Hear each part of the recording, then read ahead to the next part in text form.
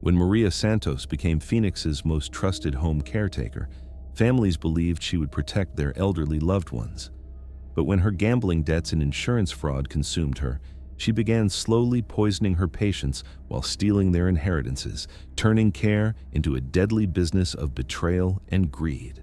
Before we get to this wonderful story, please subscribe to the channel and turn on notifications. Now, let's get back to the story. The desert heat shimmered across Phoenix's affluent Paradise Valley as Maria Santos unlocked the front door of the Harrison estate, preparing for what would become the most dangerous shift of her 12-year career as a private home caretaker for wealthy elderly clients.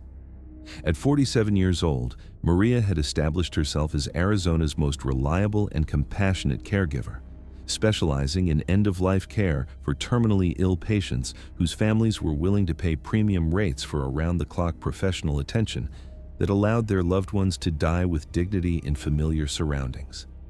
Maria's reputation for excellence had made her the preferred caregiver among Phoenix's wealthy retirees, tech executives, and snowbird communities who valued her nursing background, her fluency in multiple languages, and her ability to provide both medical expertise and emotional support during the most difficult periods of their loved ones' lives.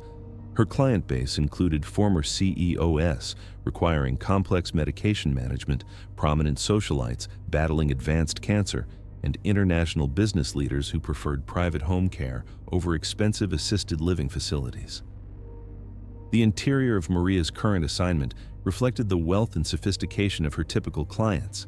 A sprawling desert mansion equipped with hospital-grade medical equipment, prescription medication storage systems, and private consultation rooms where families could meet with physicians and attorneys to discuss end-of-life planning and estate matters. Her medical bag contained advanced monitoring devices, emergency medications, and detailed care protocols that had been developed through years of experience managing complex patient needs.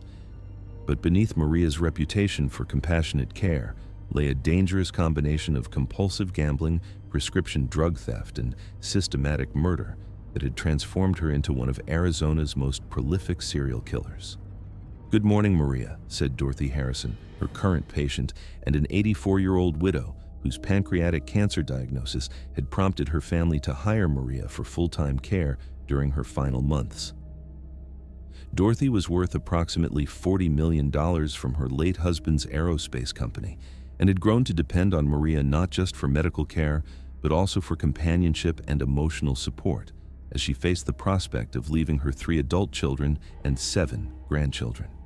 "Good morning, Dorothy," Maria replied with the warm, nurturing demeanor that had made her legendary among Phoenix's medical community and had earned her referrals from prominent physicians who trusted her with their most vulnerable patients. "I've prepared your morning medications, and I have some wonderful news from your doctor about new pain management options that will help you stay comfortable while maintaining your quality of life for as long as possible." Dorothy had become Maria's most valuable target, not because of her medical condition or her family's demands, but because of her recent decision to update her will to include a substantial bequest for Maria's exceptional care and devotion during her final illness. Maria had been carefully manipulating Dorothy's medications for weeks, accelerating her decline while positioning herself as the grieving caregiver who had done everything possible to extend her patient's life. What Dorothy didn't know was that Maria had been systematically murdering elderly patients for over 3 years, using her medical knowledge and access to controlled substances to eliminate clients whose deaths would provide access to inheritance money and valuable personal property. Maria's transformation from dedicated caregiver to calculating killer had begun 4 years earlier when her gambling addiction at Phoenix's tribal casinos had escalated beyond her ability to finance through her legitimate nursing income. Her losses at blackjack tables and slot machines had accumulated to over $200,000, while her theft of prescription medications from patients had evolved from occasional pills for personal use to systematic drug dealing that generated additional income, but also created dangerous relationships with criminal organizations. Faced with impossible gambling debts and threats from loan sharks who had begun following her to work assignments, Maria had developed a complex scheme involving insurance fraud, inheritance manipulation, and systematic murder of wealthy patients whose deaths could be attributed to their terminal illnesses or natural aging processes that would never attract suspicion from medical examiners. Her first victim had been Robert Chen, a prominent attorney suffering from lung cancer who had discovered Maria's drug theft activities and had threatened to report her to medical licensing boards.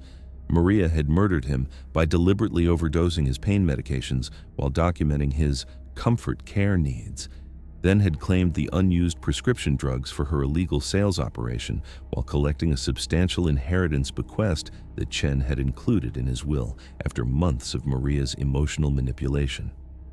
The success of her first murder had convinced Maria that killing vulnerable patients was both profitable and virtually undetectable when executed by someone with her medical training and access to controlled substances. Over the following 3 years, Maria had murdered 11 additional patients using increasingly sophisticated methods that took advantage of their terminal diagnoses, their families' grief, and the medical community's trust in her professional expertise.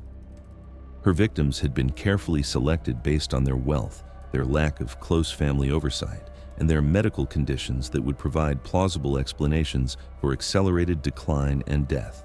Her victims had included Dr. Patricia Williams, a retired surgeon whose morphine tolerance had been systematically manipulated to cause fatal overdoses, Margaret Foster, a wealthy socialite whose insulin doses had been deliberately miscalculated to induce diabetic comas, and David Park, a tech executive whose heart medications had been replaced with dangerous substitutes that had caused fatal cardiac events.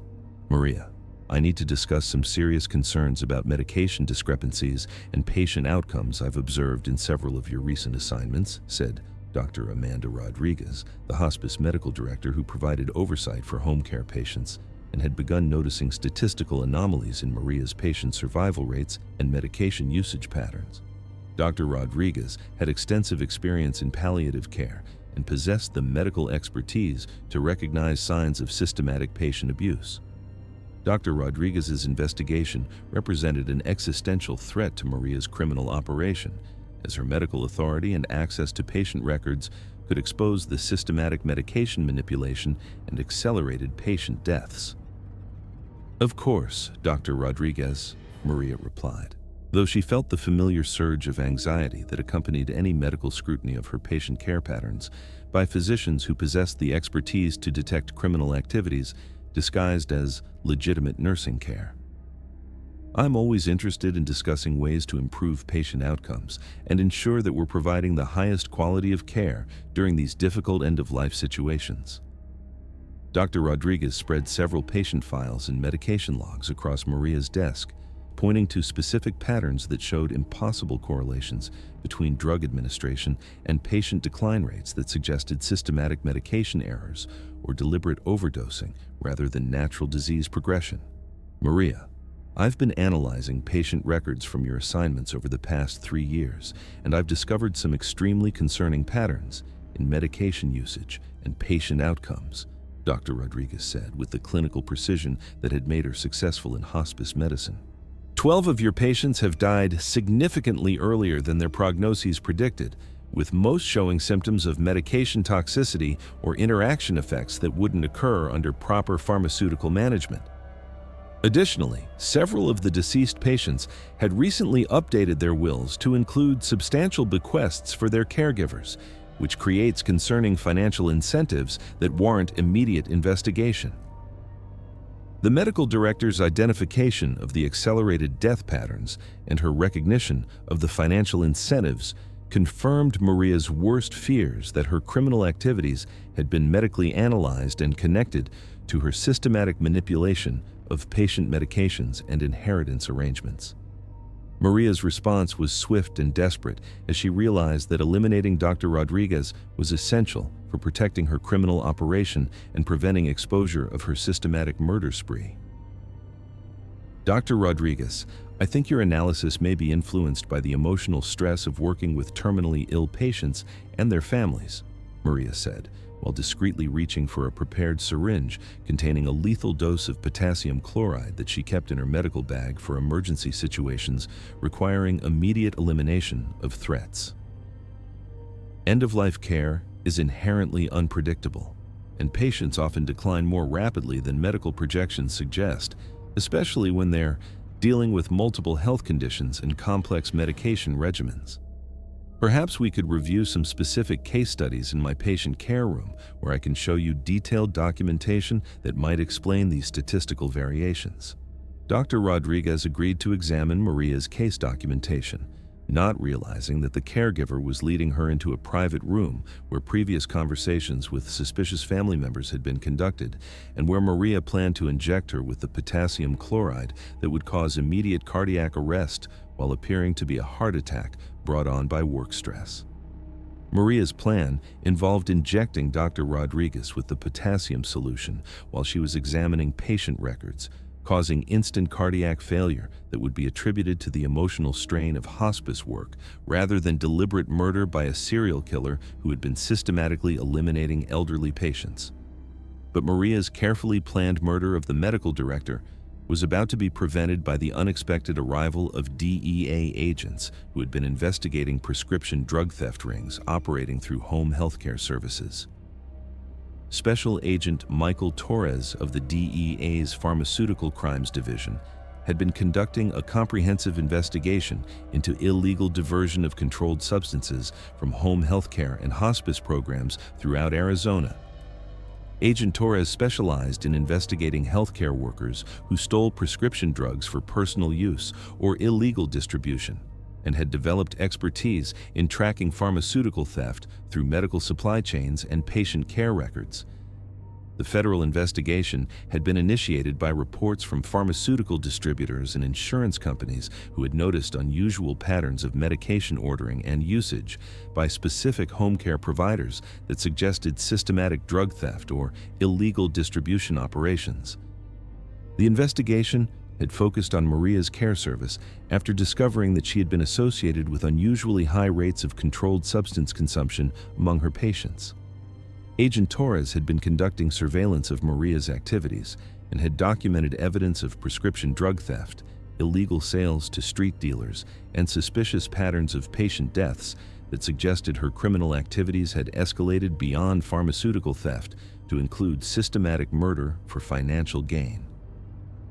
"Maria Santos, I am Special Agent Torres with the DEA," he announced as he entered the patient care room where Maria was preparing to murder Dr. Rodriguez. "I have federal warrants for your arrest on charges of illegal distribution of controlled substances, healthcare fraud, conspiracy to commit murder, and multiple counts of first-degree murder related to your systematic abuse of patient trust and medical authority." Maria's reaction to the federal agent's intervention was a combination of absolute terror and desperate calculation as she realized that law enforcement agencies had been investigating her prescription drug activities and had connected them to the suspicious deaths of her patients. Her carefully constructed reputation as a compassionate caregiver had failed to protect her from federal investigation into her criminal pharmaceutical and murder operations.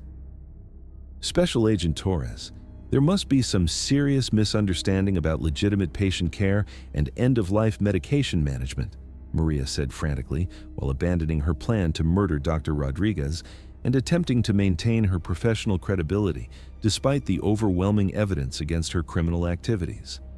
"I am a licensed practical nurse with 12 years of experience providing compassionate care for terminally ill patients and their families. All of my medication administration follows physician orders and established hospice protocols for ensuring patient comfort and dignity during their final days." Dr. Rodriguez looked absolutely stunned as she realized how close she had come to being murdered by the caregiver she had been investigating for suspicious patient deaths.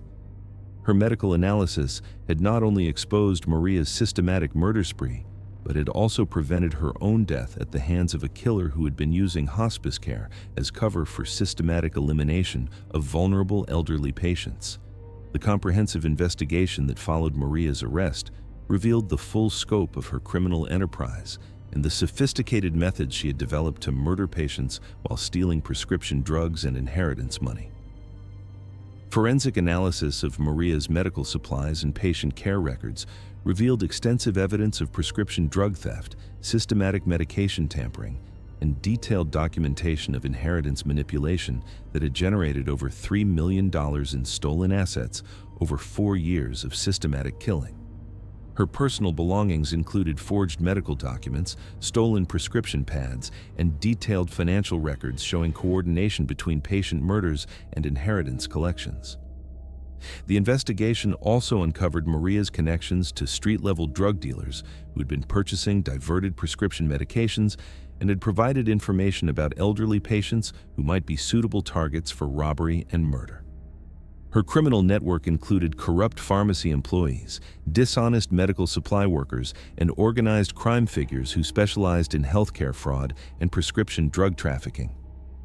Most disturbing was the discovery of Maria's comprehensive research into patient vulnerability assessment, including detailed studies of which medical conditions provided the best cover for accelerated deaths and her development of increasingly sophisticated methods for administering lethal drug combinations that would be undetectable in routine hospice care situations.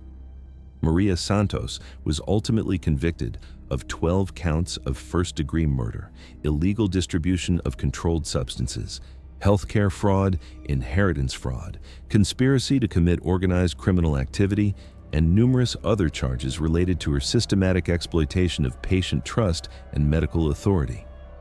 The conviction sent unprecedented shockwaves throughout Arizona's healthcare community and prompted immediate reforms in home care oversight, prescription drug monitoring, and patient protection protocols. The case became a landmark example of how trusted medical professionals could systematically exploit their access to vulnerable patients and controlled substances to commit large-scale theft and murder while hiding behind the facade of compassionate end-of-life care. Several other home care providers and hospice workers were investigated for similar criminal activities, resulting in enhanced oversight of prescription drug handling and new requirements for family involvement in medication management that made it more difficult for caregivers to abuse their medical authority. Dr. Rodriguez received recognition for her medical expertise and courage in exposing Maria's crimes, becoming a leading authority on detecting healthcare fraud and patient abuse in home care settings. Her investigative methods became standard procedures for medical directors responsible for overseeing home care and hospice programs. Dorothy Harrison and other surviving patients required extensive medical evaluation and family support to overcome the trauma of learning that their trusted caregiver had been systematically poisoning them while stealing their medications and inheritance money. The healthcare industry implemented comprehensive new safety protocols designed to protect vulnerable patients from exploitation by unethical caregivers. The case prompted comprehensive changes in home healthcare regulation, including mandatory background checks for caregivers, real-time prescription drug monitoring, enhanced family involvement in care planning, and new reporting requirements for suspicious patient deaths or medication discrepancies. Maria's conviction also led to increased cooperation between healthcare licensing boards and law enforcement agencies investigating medical crimes, with new protocols designed to identify healthcare workers who might be abusing their access to drugs and vulnerable patients for criminal purposes. The home healthcare industry implemented revolutionary new safety measures, including enhanced security for prescription drug storage, mandatory family notification of all medication changes, comprehensive patient advocacy programs, and improved training for recognizing signs of caregiver abuse and criminal behavior in medical settings. 5 years after Maria's conviction and life imprisonment, Phoenix's healthcare community continued to implement safeguards designed to protect vulnerable patients from caregivers who might abuse their positions of trust and medical authority for criminal purposes. The caretaker, who had promised to provide comfort and dignity during life's final chapters, had instead used her medical expertise and position of trust to commit systematic murder and theft against the very patients who had depended on her for their most basic needs. However, her crimes had been thoroughly exposed and her victims had found justice through the dedication of medical professionals who refused to accept suspicious patient deaths as natural end-of-life outcomes. Maria Santos's last patient had been herself, as she faced life imprisonment without possibility of parole, proving that even healthcare professionals who attempted to exploit their medical knowledge for criminal gain could be identified, investigated, and brought to justice when dedicated medical oversight and law enforcement agencies worked together to protect innocent patients from predatory caregivers. The caretaker's last patient had become her final case of justice, serving as a lasting reminder that the sacred trust between healthcare providers and their patients must never be violated, and that those who would abuse medical authority to cause harm will ultimately face the full consequences of their betrayal of the fundamental principle that healers must first do no harm. No. Thank you very much for listening. Please let us know what you think of this story in the comments. Don't forget to like the video and subscribe to the channel. Turn on notifications so you don't miss any other videos.